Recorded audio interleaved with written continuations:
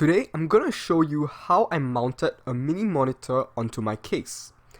This works like an extended monitor screen. You can use it to drag any app you want to see onto it, such as Netflix while you do your work. I mean, who doesn't love to multitask? For me, I'll be using it as a sensor panel.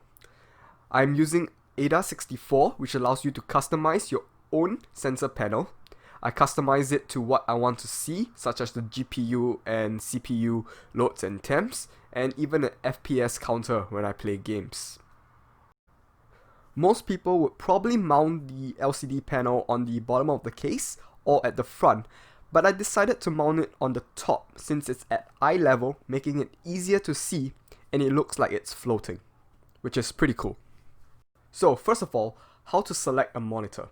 The way I look at it, there are two things to consider: dimension and type. For dimension, you want to determine where you want to put it and if it can fit your case. One of the most commonly used and available are the 5-inch and the 7-inch versions.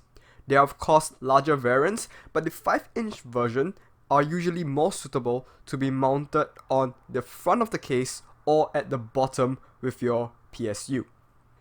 Next is the type of monitor to consider. There are two types: a LCD panel with integrated control board or a LCD panel with an external control board. With the integrated control board, it is cheap, it comes with a lower resolution, which honestly for a small screen doesn't really matter. The external control board, on the other hand, is more expensive and comes in various resolutions. For me, the main factor that comes with choosing what type of screen to buy was the flexibility of mounting the screen. What do I mean by flexibility of mounting the screen? The integrated control board has less flexibility because the HDMI and power sockets are fixed in place.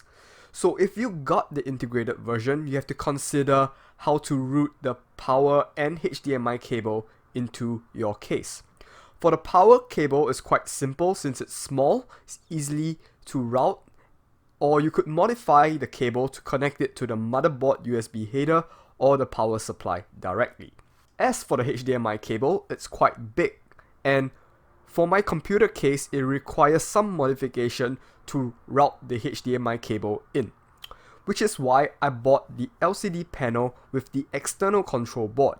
The LCD is connected to the control board via a ribbon cable, which is soft and flexible, allowing me to pass the ribbon cable through my rear 140mm fan mounting slot.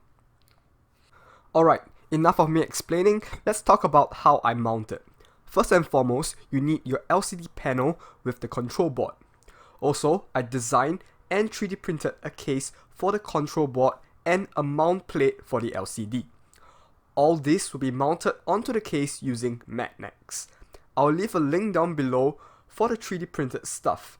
This is not the best design, but it works for me. Some other things you might need are magnets. For this build, I'm using 10mm by 1.5mm and 5mm by 1mm magnets, super glue, double-sided tape, and 8 M2 by 6mm self-tapping screws. So first we glue all the magnets onto the 3D printed parts.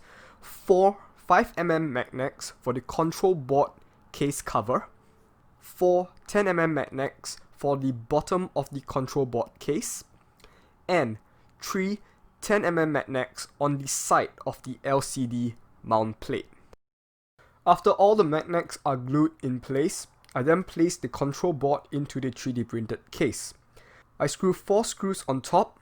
This 4 screws allows for the case cover to be magnetically attached.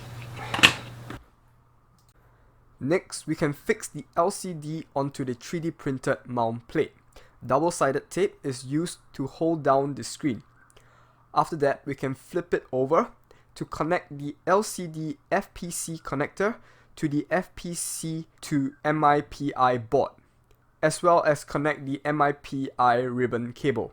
Once both cables are connected, we can mount the FPC to MIPI board in place with 4 screws. Alright, we're almost done. Finally, we can take the LCD and slot the MIPI cable into the 140mm fan mount slot. The LCD will stay in place with the magnets. Next, take the MIPI cable and connect it to the control board. Then we can connect the HDMI and micro USB power cable to the control board as well. It should turn on in a while, and we can mount the control board at the back of the computer, which will snap on magnetically as well.